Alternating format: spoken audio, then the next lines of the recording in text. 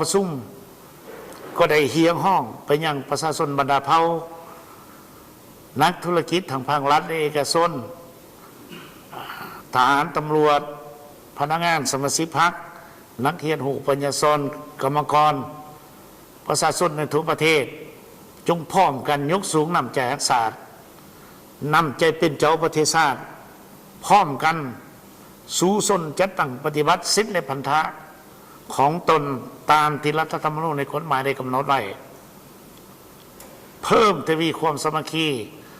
เป็นปึกแผ่นในวงคณะญาติแห่งศาลายกสูงสติระวังตัวให้สูงขึ้นอยู่เสมอเด็ดเดียวทับม่านกลอุบายอะไรการแบ่งแยกการปั้นป่วนของพวกคนบุรีอยู่ภายในและต่างประเทศคือดังประชาชนบรรดาเผ่าได้รับทราบแล้วเป็นต้นเป็นสังคมออนไลน์ยังซื้อต่อสายหายไปสีกล่าวโจมตีผู้นำรัฐบาลก็คือสายหายไปสีต่อ